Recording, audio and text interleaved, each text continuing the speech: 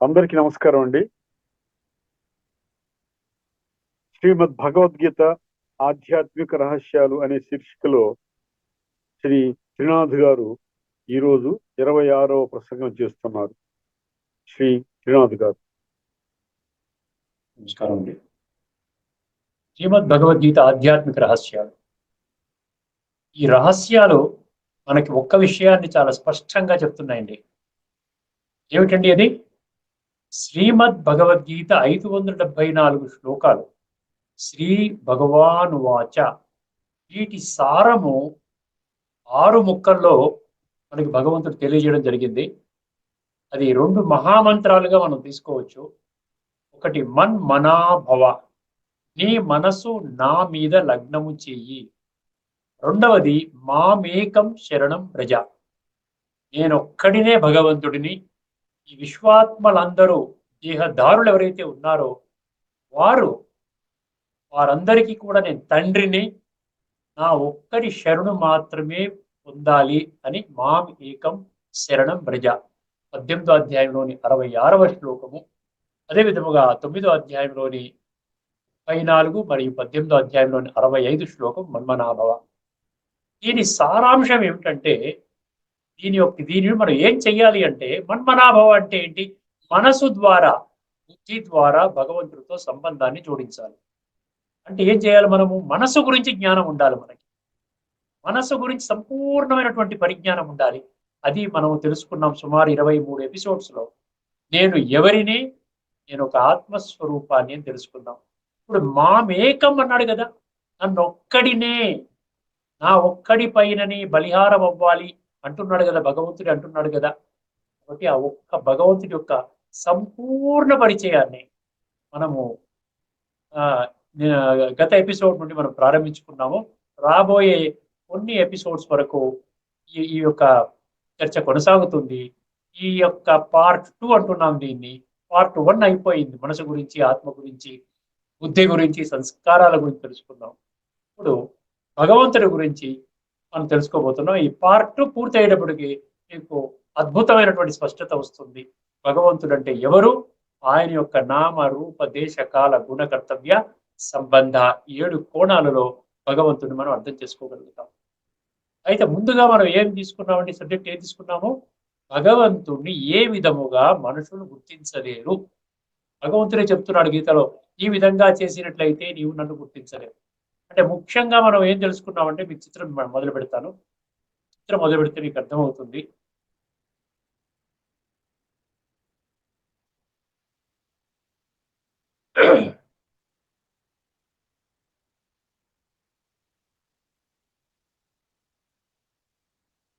చిత్రము వేస్తున్నాను.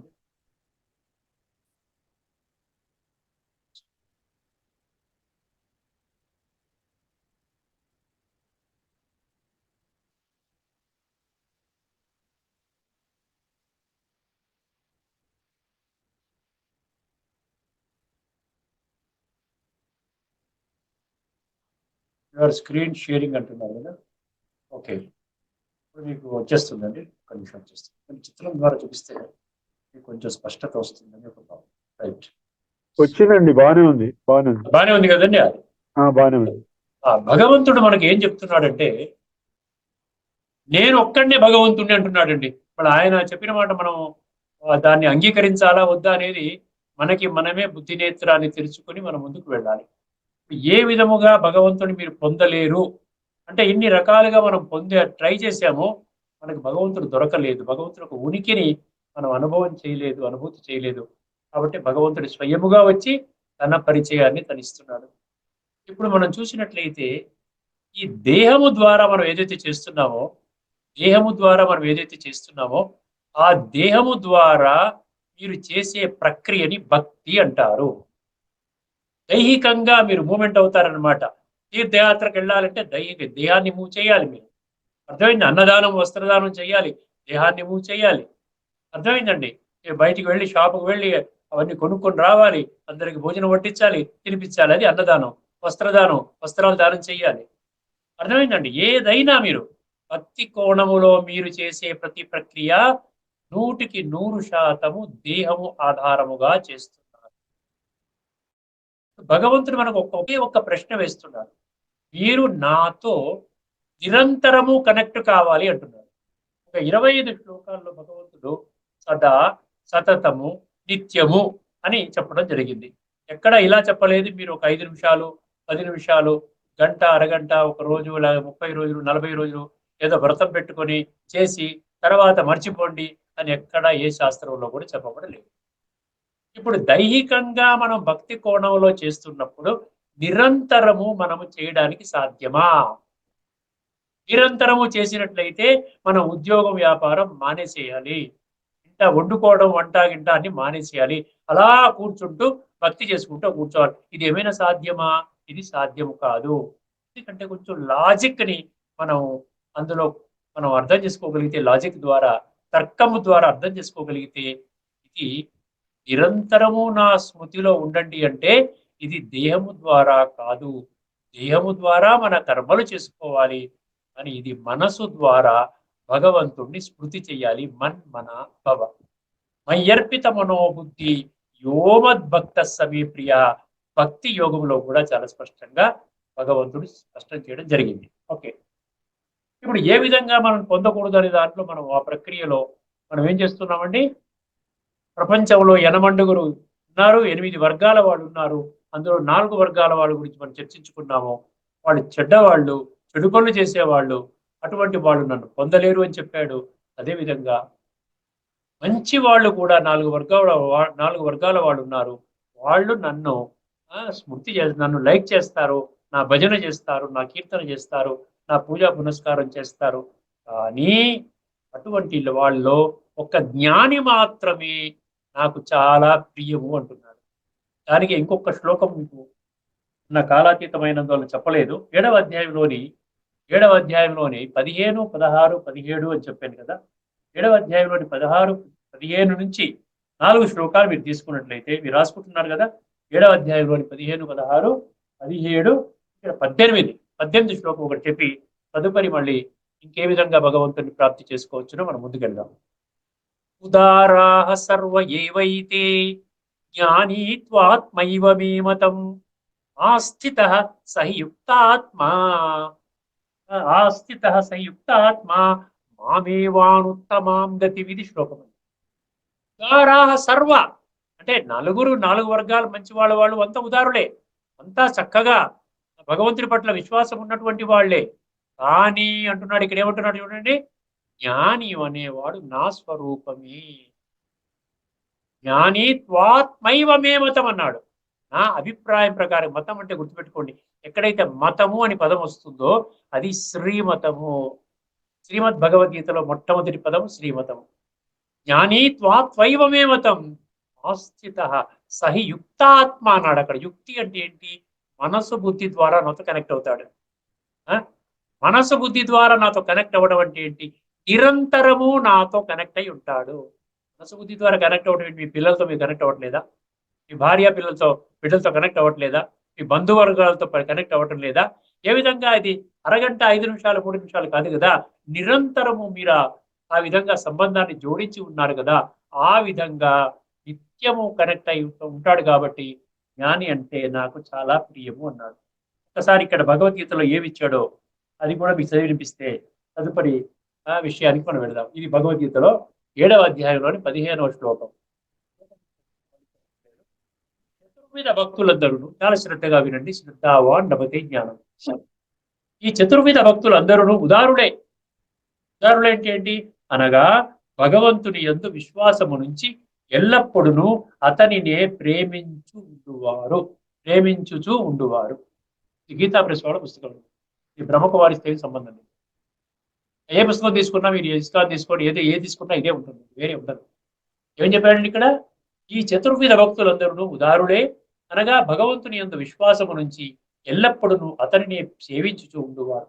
కానీ అన్నాడు ఇక్కడ అదే అనమాట. తిరకాసత్త ఏంటి? కానీ జ్ఞాని అయిన వాడు నా స్వరూపమే. ఎందుకంటే జ్ఞాని అనేవాడు ఆత్మస్వరూపంలో వస్తాడు.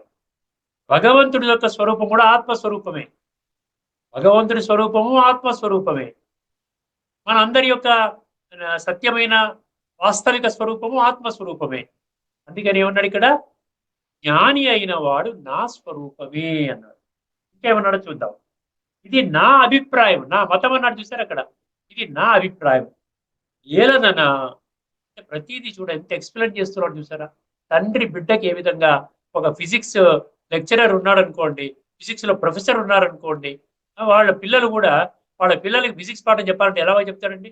అద్భుతంగా చెప్తాడు. ఎందుకంటే నా బిడ్డ, ఈయన ఏదో పైన స్కూల్లో టీచర్ స్టూడెంట్ కాదు, ఈజ్ మై సన్. ఉన్న నాలెడ్జ్ అంతా చాలా తేలికగా అర్థమయ్యేలాగా చెప్తాడు. ఇక్కడ ఆధ్యాత్మిక పరిభాషలో కూడా తండ్రి పరమాత్మ, సర్వాత్మలకి తండ్రి తల్లి అని చెప్పాడు కదా 9వ అధ్యాయం 17వ శ్లోకంలో. పితా అహమస్య జగత మాత దాత పితామహ వేద్యం పవిత్రం ఓంకార రుక్సామ యజురేవచ అని అన్నాడు. సర్వశాస్త్రాల యొక్క సారము, వేదాల యొక్క సారము నన్ను తెలుసుకోవడమే అన్నాడు. వేదాలు అంటే తెలుసా మీకు? వేద అంటే తెలుసుకోవడం. కానీ ఇప్పటి వరకు వేదాలు అనే పదం వాడుతున్నాం, కానీ వేదము అంటే తెలుసుకోవడం కదా. ఏమి తెలుసుకోవాలి అని ఎప్పుడైనా మీరు ప్రశ్న వేసుకున్నారా? వేసుకోలేదు. అందుకనే ఏమంటున్నాడు ఇక్కడ, వేదాల యొక్క సారము భగవంతుడినైనా నన్ను తెలుసుకోవడము అంటున్నాడు. అందుకని ఇక్కడ ఏమన్నట్టు ఒకసారి, ఇది నా అభిప్రాయము. ఏలనన అట్టి భక్తుడు తన మనస్సును బుద్ధిని నాయందే స్థిరముగా ఉంచి, మనస్సును బుద్ధిని నాయందే స్థిరముగా ఉంచి నన్నే పరమ ప్రాప్యునిగా భావించును. అంటే నన్ను పొందడమే చాలా ఉన్నతమైన లక్ష్యం అనమాట. మౌంట్ ఎవరెస్ట్ ఎక్కినంత ఆనందపడతాడు అనమాట. భగవంతుని పొందడం అంటే ఇంకా దీనికంటే పొందడం అంటే ఇంకోటి లేదు. అర్థమైందండి? అందుకనే నన్నే పరమ ప్రాప్యునిగా భావించును, ఈ విధముగా అతడు నాయందే స్థితుడు. అదనమాట విషయం.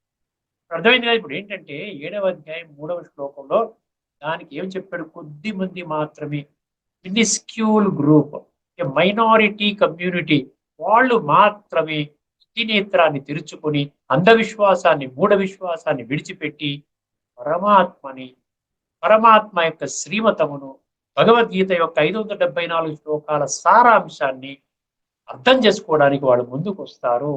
వాళ్ళ గురించే నేను చెప్తున్నాను. మిగతా వాళ్ళు పట్టించుకోరు నన్ను. అందుకని ఎవరెవరు పట్టించుకోరు, ఫిల్టరేషన్ అయిపోతుంది. ఒక్కసారి ఫిల్టర్ అయిపోయి చూసారా, 7 వర్గాలు ఫిల్టర్ అయిపోయారు. 4 వర్గాలు చెడు పనులు చేసేవాళ్ళు ఫిల్టర్ అయిపోయారు. 4 వర్గాల్లో ఒక్క జ్ఞాని మాత్రం తప్ప మిగతా వాళ్ళు ఎవరు కూడా పరమాత్మని సత్యంగా అర్థం చేసుకోవడానికి, పరమాత్మక ఉనికిని అనుభవం చేయడానికి వాళ్ళు ఎటువంటి ప్రయత్నము చెయ్యరు. ఎంత ఫిల్టర్ అయిపోయిందో గమనించాలి. ఇప్పుడు ఇంకా ఫర్దర్గా ఇంకా ఏమేమి ఫిల్టర్ అవుతుందో ఒక్కసారి గమనించాలి.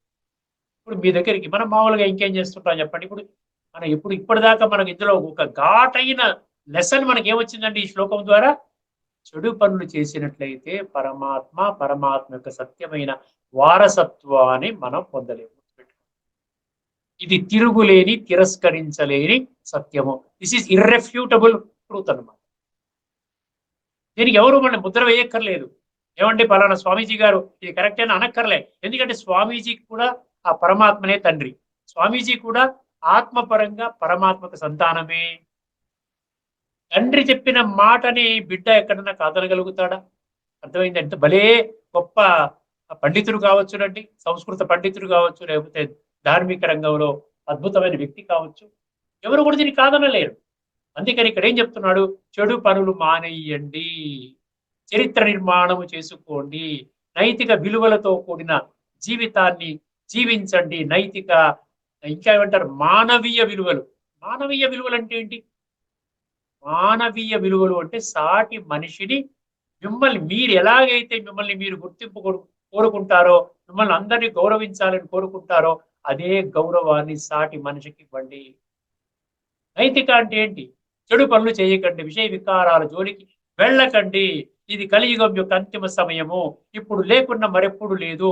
ఇప్పుడు కేవలం మీరు చేయవలసిందల్లా ఏం చేయాలి? ఆత్మని శుద్ధి చేసుకోవాలి, అంతే. ఎందుకంటే ఈ చివరి జన్మలో ఆత్మ శరీరాన్ని విడిచిపెట్టే సమయానికి తనలో ఉన్న సంస్కారాల ఆధారంగా తదుపరి జన్మ నిర్ధారింపబడుతుంది. ఇప్పుడు సెకండ్ స్టెప్ లో మళ్ళీ ఫిల్టరేషన్ చూడండి. ఇప్పుడు ఈ రోజున భగవంతుడిగా మనం ఎవరిని కొలుస్తున్నాము? ఎవరిని ఆరాధిస్తున్నాము? దేవాలయాల్లో ఎవరిని ఆరాధిస్తున్నాం మనము? దేవీ దేవతలను ఆరాధిస్తున్నాం. దేవీ దేవతలు దేహధారులు, వారిని భగవంతుడిగా మనం ఆరాధిస్తున్నాం. ఏ గుడికి వెళ్ళినా ఒక విగ్రహం ఉంటుంది, అంటే ఒక సాకార రూపం ఉంటుంది. సాకార మనుషులను ఆరాధిస్తున్నాం. ఇంకా ఎవరిని ఆరాధిస్తున్నాం చూడండి ఇక్కడ. సాధువులు, సంతులు, ఋషులు, మునులు, గురువులు, ప్రభులు, ఎన్నో పేర్లు ఉన్నాయి చూసారా. వాళ్ళందరినీ కూడా మనం భగవంతుడిగా, భగవంతుడి యొక్క ఒక స్వరూపంగా మనం ఆరాధిస్తున్నాము. అజ్ఞాన కారణముగా ఆరాధిస్తున్నాము. మహామండలేశ్వరులు, పీఠాధిపతులు, జగత్ గురువులు, ఇలా ఎన్నెన్నో పెట్టుకుని శ్రీ శ్రీ శ్రీ శ్రీ శ్రీ శ్రీ ఆ విధంగా 108, 1108 ఈ విధంగా పెట్టుకున్న మనుషులనే భగవంతుడిగా మనం ఈ రోజున ఆరాధిస్తున్నాం. కానీ భగవంతుడు ఏం చెప్తున్నాడు? వీళ్ళు నిజముగా భగవంతుడా? వాళ్ళు భగవంతులేనా? దేవీ దేవతలు కూడా భగవంతులేనా? 33 కోట్ల మంది దేవీ దేవతలు ఉన్నారు కదా, వాళ్ళందరూ భగవంతులైతే మళ్ళీ భగవంతులు ఒక్కరే అంటున్నారు కదా, అది ఒప్పుకుంటారు ఇది ఒప్పుకుంటారు అంటే మీకు ఎక్కడ కాంట్రడిక్ట్ చేసుకుంటున్నారు కదా. అది బుద్ధి ఒప్పుకుంటుందా? బుద్ధి నేత్రాన్ని తెరుచుకోండి, అప్పుడు మీకు అర్థమవుతుంది. దేవీ దేవతలు కూడా పరమాత్మ సంతానము. ఋషులు, మునులు, సాధువులు, సంతులు, పీఠాధిపతులు, మహామండలేశ్వరులు, జగద్గురువులని అతిరథ మహారథులు అందరూ కూడా పరమాత్మ సంతానము, ఆత్మస్వరూపంగా. ఎందుకంటే సాకారములో ఉన్న ప్రతి మనిషి ఒకటి కాదు, రెండు. సాకారములో ఉన్న, సాకారం అంటే దేహము, ఈ దైహిక ఆకారం ఉన్నటువంటి మనిషి 2 కళ్ళు, 2 చెవులు, 1 నోరు, 2 కాళ్ళు, 2 చేతులు మనలాగా ఉన్నటువంటి భలే వాళ్ళు దేవీ దేవతలైనా కానివ్వండి, భలే వాళ్ళు పీఠాధిపతులైనా కానివ్వండి, భలే వాళ్ళు జగద్గురువులైనా కానివ్వండి, భలే వారు శ్రీ శ్రీ శ్రీ 108 ఆ విధంగా పెద్ద పెద్ద ఆచార్యులు, ధర్మాచార్యులు ఎవరైనా కానివ్వండి, వారు కూడా దేహం ఉన్నది కాబట్టి వాళ్ళు 2. 1 శరీరము వినాశి, 2 ఆత్మ అవినాశి. ఎంత పెద్ద దేహధారి అయినా శరీరాన్ని చాలించవలసిందే. గీతలో 2వ అధ్యాయంలో 27వ శ్లోకం ఏం చెప్పాడండి? జాతస్య హి ధ్రువో మృత్యు ధ్రువం జన్మ మృతస్య చ తస్మాద అపరిహార్యేర్ధే నత్వం శోచితుం అర్హసి. పుట్టిన వాడు మరణిస్తాడు అంటే దైహిక దేహధారి ఎవరైతే ఉన్నారో ఆ విధంగా పుట్టిన వారు ఖచ్చితముగా శరీరాన్ని విడిచిపెడతారు. శరీరం విడిచిపెట్టిన వారు మళ్ళీ పునః దేహము తీసుకుంటారు. ఇది అనివార్యము అన్నారు భగవంతుడు. ఇప్పుడు దీన్ని బట్టి మనం అర్థం చేసుకోవాలి, ఏదైనా శ్లోకంలో చెప్పాడా దేవీ దేవతలు భగవంతుడు కాదు, దేవీ దేవతలు కాదు. అదేవిధంగా ఋషులు, మునులు, మహర్షులు, సాధువులు, సంతులు వీళ్ళు కూడా భగవంతుడు అన్న డెఫినేషన్ లోకి వీళ్ళు రారు. వీళ్ళు కూడా నా సంతానమే, వాళ్ళు కూడా ఆత్మపరంగా మీకు సోదరులు మాత్రమే అవుతారు అని ఎక్కడైనా చెప్పారంటే మిమ్మల్ని 10వ అధ్యాయంలోని 2వ శ్లోకంలో తీసుకుని వెళ్తున్నానండి. 10వ అధ్యాయంలోని 2వ శ్లోకంలో తీసుకుని వెళ్తున్నాను. నమే విదుః సురగణాః ప్రభవం న మహర్షయః అహమాదిర్హి దేవానాం మహర్షీణాం చ సర్వశః. మళ్ళీ వినండి. నమే విదుః సురగణాః ప్రభవం న మహర్షయః అహమాదిర్హి దేవానాం మహర్షీణాం చ సర్వశః. ఇక్కడ ఏమంటున్నాడండి? నమే విదుః సురగణాః. సురులు అంటే ఎవరు? దేవతలు. 33 కోట్ల దేవీ దేవతలు. వాళ్ళు దేవీ దేవతలకి నా యొక్క ఉనికి తెలియదు అంటున్నాడు. నా విదుహు, విదు అంటే తెలుసుకోవడం కదా. నా విదుహు, మే అంటే నా యొక్క సత్యమైన పరిచయము దేవీ దేవతలకి తెలియదు అంటున్నాడు. మే విదుః సురగణాః. గణ అంటే గ్రూప్ అనమాట. సురగణాః అంటే 33 కోట్ల మంది. మే విదుః సురగణాః ప్రభవం న మహర్షయ అన్నాడు. నా యొక్క ప్రభావము, నా యొక్క స్టేటస్ ఏదైతే ఉందో అది మహర్షులకు కూడా తెలియదు. చూడండి భగవంతుడు ఎంత స్పష్టంగా చెప్తున్నాడు. మహర్షులు, మీరు ఎన్ని లక్షల మంది మహర్షులు ఉన్నారు ఈ రోజున.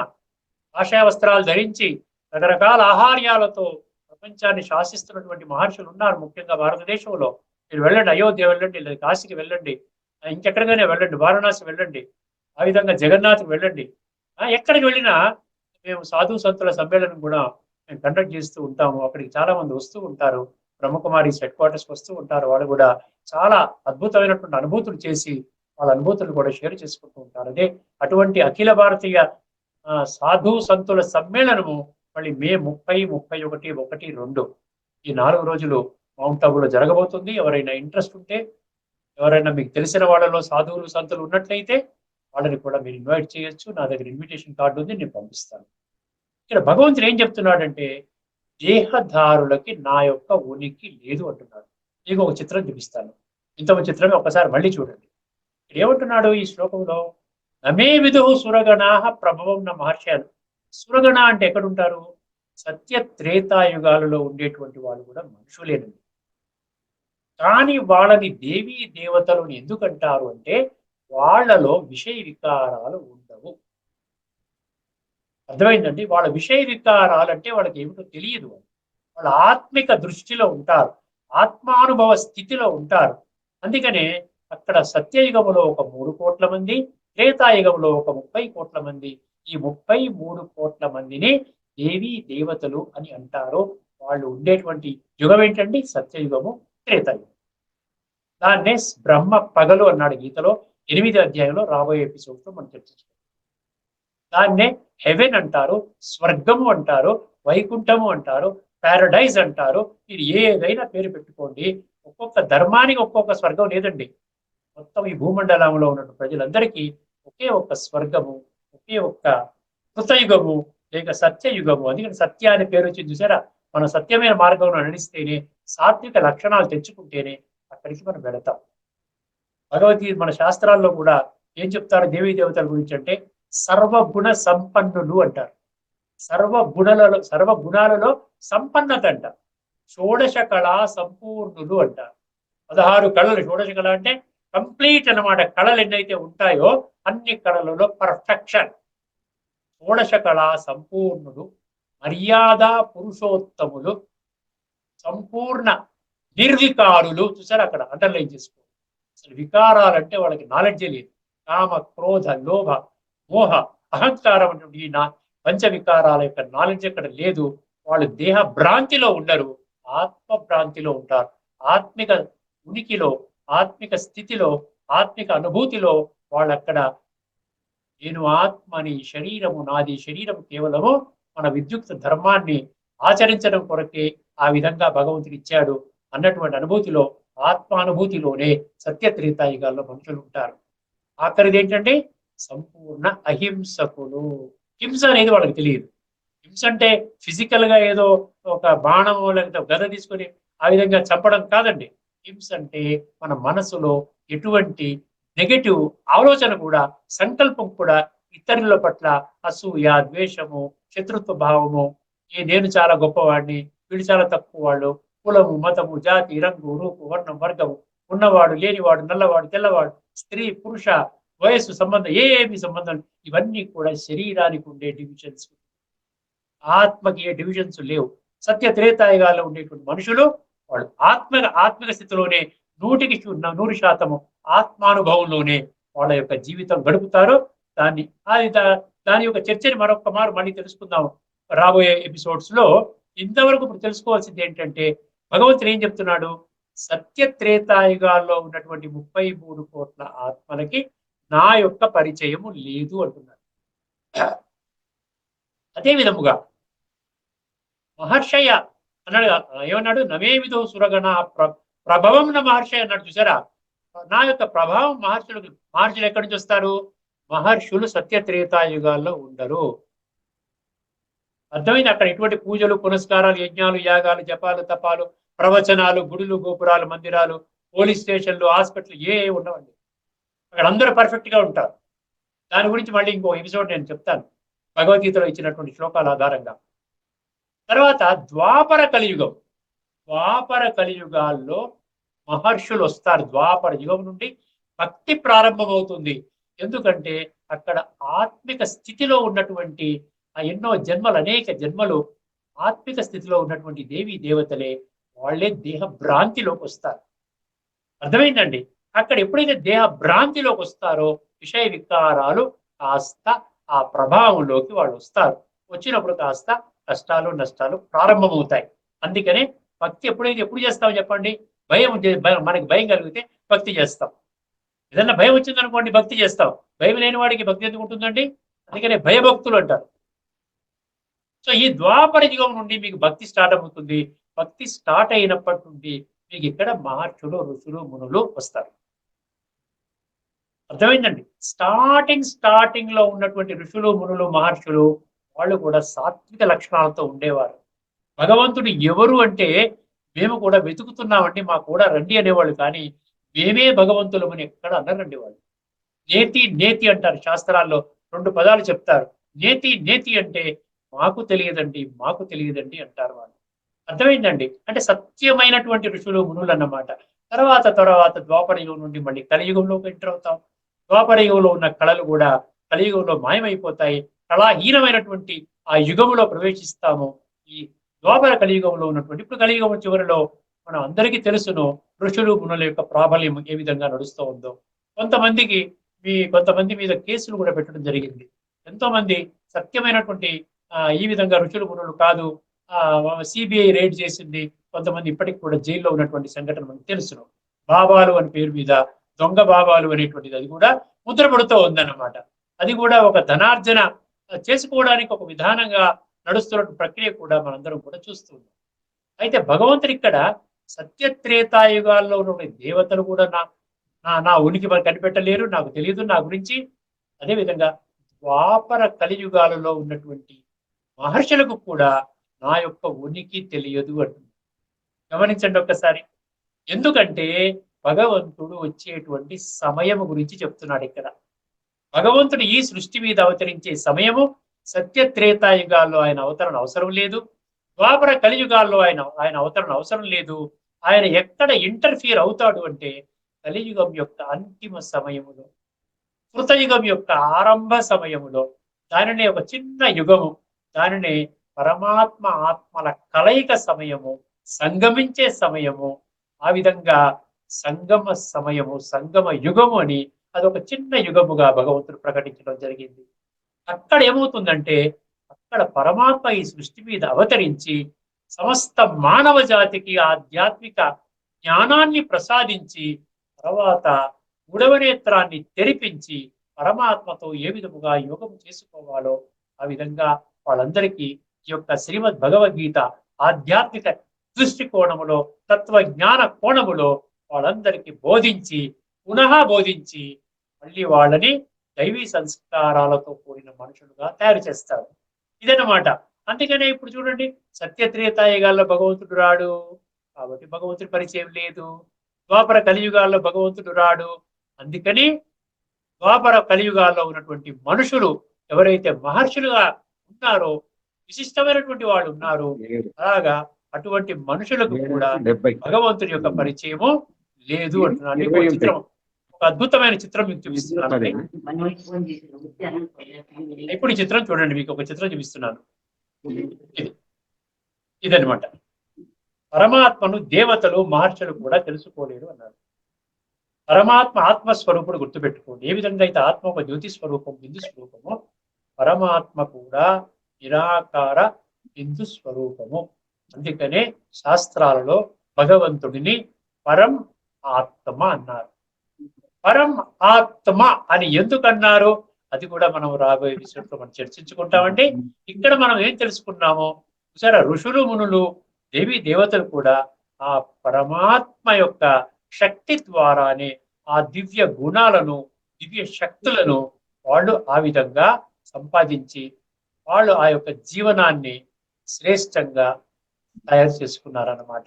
నమే విదుహు సురగణ, అక్కడ కింద కూడా శ్లోకం ఇచ్చారు కదా, 10వ అధ్యాయంలోని 2వ శ్లోకం. ఏమన్నారు? నన్ను గురించి దేవతలు, ఋషులు తెలుసుకోలేరు. ఎందుకంటే నేను దేవతలకు, మహర్షులకు ఆదిలో వస్తాను. ఎలా వచ్చారు చూడండి ఒక్కసారి మీరు గమనించండి. ఇక్కడ ఆదిలో వస్తారన్నారు కదా. ఆది అంటే ఏంటి? ఇక్కడ సత్యయుగం కంటే ముందు, కలియుగం కంటే ఏంటి, ఇక్కడ మధ్యలో ఉన్నారు చూసారా. ఇక్కడ ఒక వ్యక్తి శరీరం ఆధారముగా పరంపిత పరమాత్మ ఈ సృష్టి మీద అవతరించి ప్రజాపిత బ్రహ్మకుమారి ఈశ్వరీయ విశ్వవిద్యాలయం అనేటువంటి ఈ సంస్థను స్థాపించడం జరిగింది. సో ఇప్పుడు మనం ఏమర్థం చేసుకున్నామండి? ఎవరైతే దేవీ దేవతల యొక్క ఆరాధన చేస్తున్నారో భగవంతుడిగా భావించి, అదేవిధంగా ఎవరైతే మహర్షులు, మునులు, ఋషులు ఈ మొదలైనటువంటి సాధు సన్యాసులను ఎవరైతే భగవంతుడిగా ఆరాధించి వాళ్ళని భగవత్ స్వరూపులుగా చూసి ఆరాధిస్తున్నారో, భగవంతుడు ఏం తెలియజేస్తున్నాడు? ఈ రెండు వర్గాల ద్వారా, ఈ రెండు విధాలుగా మీరు నన్ను పొందలేదు అంటున్నాడు. ఒక్కసారి మళ్ళీ ఇక్కడ ఇందులో గీతలో ఉన్న పుస్తకం కూడా తెలియద్దామండి. 10వ అధ్యాయంలోని 2వ శ్లోకం మీకు చెప్పాను, నమేవిదు సురగణా. దీంతో ఈ యొక్క ఎపిసోడ్ మనం పూర్తి చేసుకుందాము. మరి తదుపరి ఎపిసోడ్ లో మరికొన్ని విషయాలు మేము ముందుంచుతాను.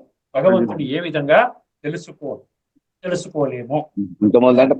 గమనించండి, ఎవరి కొంచెం సౌండ్ తగ్గించండి. ఎవరో మాట్లాడుతున్నారు ఇక్కడ, మాట్లాడకండి. మీరు క్లోజ్ చేసేయాలండి, మీరు అంతా కూడా మ్యూట్ చేసేయాలి. మ్యూట్ చేసేకపోతే ఏమవుతుందంటే ఇవంతా డిస్టర్బ్ అవుతుంది, ఆ వీడియో కూడా పాడవుతుంది మధ్యలో వీళ్ళు మాట్లాడుతుంటే. ఇప్పుడు వినండి, ఇందులో భగవంతుడు ఏమంటున్నాడు? నా ఉత్పత్తిని అంటే నా ఉనికిని అనగా నా లీలావతార విశేషములను దేవతలు గాని మహర్షులు గాని తెలుసుకొనజాలరు. ఇంతవరకు మనం చదువుకున్నాం, ఈ గీతా శ్లోకం కొత్తగా చెప్పడం లేదు, మనం చదువుకున్నాం. కానీ కేవలం పఠన పారాయణ శ్రవణ ప్రచారం కోసమే వినియోగించుకున్నాం. కానీ దీనిలో ఉన్నటువంటి తత్వాన్ని మనము అర్థము చేసుకోలేదు. ఎందుకంటే ఎవరు అర్థము చేయించలేదు. ఏలనన నా ఉత్పత్తిని అనగా నా లీలావతార విశేషములను దేవతలు గాని మహర్షులు గాని తెలుసుకొనజాలరు. ఏలనన నేను అన్ని విధములుగా ఆ దేవతలకును ఈ మహర్షులకును మూల కారణమైన వాడను. వాళ్ళకి కూడా నేను మూల కారణమైన వాడను. కాబట్టి వాళ్ళ ద్వారా మీకు నా యొక్క పరిచయము అర్థము కాదు, మీరు పరిచయం తెలుసుకోజాలరు.